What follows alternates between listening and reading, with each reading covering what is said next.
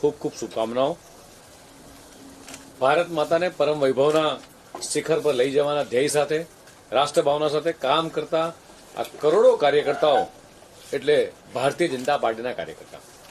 આજનો દિવસ એ માત્ર એ પક્ષની એ સ્થાપનાનો દિવસ નહીં, પરંતુ એક વિચાર, એક સંકલ્પ અને એક સંઘર્ષ અને એક રાષ્ટ્રવાદી ચેતનાના પ્રસ્થાપનનો દિવસ છે। ડોક્ટર શ્યામા પ્રસાદ મુખર્જી એ જે રાષ્ટ્રવાદના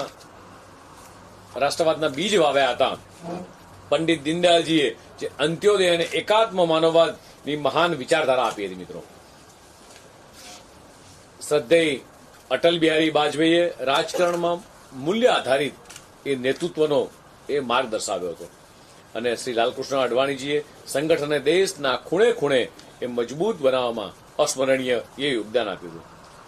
એક સમય એવો પણ હતો કે જ્યારે વિપક્ષ હમ દો હમારે દોના કહી અને ભાજપનો ઉપહાસ કરતો હતો, પરંતુ આજે ભાજપા એ વિશ્વની સૌથી મોટી એ પાર્ટી તરીકે સમગ્ર દેશભરમાં અને વિશ્વમાં ઉભરી આવી છે।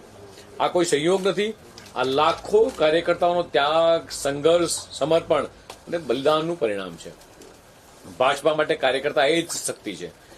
પ્રધાનમંત્રી શ્રી નરેન્દ્ર મોદીજીના દ્રઢ અને દૂરંદેશી એ નેતૃત્વ અને કેન્દ્રીય ગૃહ અને સહકાર મંત્રી શ્રી અમિતભાઈ શાહની કુશળતાએ એ ભાજપાને એ નવી ઊંચાઈઓ પહોંચાડ્યું છે। મિત્રો, આજે ગર્વથી કહી શકીએ છીએ કે ભારતીય જનતા પાર્ટીને જે સંકલ્પો કર્યા હતા એ તમામ સંકલ્પો એ પરિપૂર્ણ કરવાની દિશામાં એ ભારતીય જનતા પાર્ટી સતત આગળ વધી રહ્યું છે। કલમ 370 નાબૂદી થઈ ચૂકી છે, અયોધ્યામાં ભવ્ય રામ મંદિર બની ચૂક્યું છે, ટ્રિપલ તલાક બિલ એ લાવવામાં આવ્યું। આજનું ભારત એ આતંકવાદ, નક્સલવાદ મુક્ત એ ભારત બન્યું છે ત્યારે, અને આજે આપણે એ દેશનું બીજું રાજ્ય જ્યારે ગુજરાત બન્યું છે કે યુનિફોર્મ સિવિલ કોડ બિલ પણ જ્યાં આપણે એ પસાર કર્યું છે।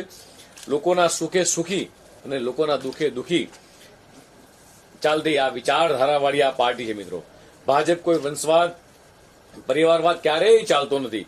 આજે 45 વર્ષના યુવા અને ઉર્જાવાન રાષ્ટ્રીય અધ્યક્ષ શ્રી નીતિન નવીનજીના નેતૃત્વમાં એ ભાજપાની સંગઠન નવી ઉર્જા સાથે મજબૂત બની રહ્યું છે ત્યારે ભારતીય જનતા પાર્ટી હંમેશા પોતાના મૂળ મૂલ્યો અને વૈચારિક અધિષ્ઠાને જ્યારે વળગી રહી છે ત્યારે ભાજપા માત્ર એક રાજકીય પાર્ટી નથી, પરંતુ એક જીવંત સંગઠન છે અને સેવા, સંકલ્પ અને સમર્પણના સિદ્ધાંતો પર જ્યારે કાર્ય કરે છે ત્યારે ટેકનોલોજીનો ઉપયોગ, માઇક્રો મેનેજમેન્ટ, બૂથ સશક્તિકરણ અને સતત જનસંપર્ક એ ભાજપની મિત્રો આજે ઓળખ બની છે। ગુજરાત અને દેશની જનતાએ એ વિરોધીઓના અપ્રચાર અને નકારાત્મક રાજનીતિને નકારી ભાજપાની વિકાસવાદ અને રાષ્ટ્રવાદની વિચારધારા પર વિશ્વાસ મૂક્યો છે। તે માટે અમે જનતાને આભારી છીએ। જનતા આ વિશ્વાસને ચરિતાર્થ કરવા માટે ભાજપાએ કોઈ જ કસર ક્યારેય છોડી નથી। મા ભારતીની સેવા માટે ભાજપાની આ યાત્રા અવિરત ચાલુ રહેશે। સૌ કાર્યકર્તાઓને ફરીથી આ 6 એપ્રિલની ભારતીય જનતા પાર્ટીના સ્થાપના દિવસની આપના માધ્યમથી ખૂબ ખૂબ શુભકામનાઓ પાઠવું છું।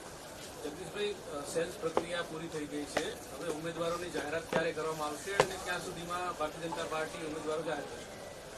જ્યારે સ્થાનિક સ્વરાજની ચૂંટણીના બ્યુગલ વાગી ચૂક્યા છે, આખા રાજ્યની અંદર ભારતીય જનતા પાર્ટીના તમામ નિરીક્ષકોથી માંડી અને સેન્સ પ્રક્રિયા પરિપૂર્ણ થઈ છે અને આગામી દિવસોથી ચૂંટણી સમિતિ પણ બેસશે અને તમામ જગ્યાએ એને યોગ્ય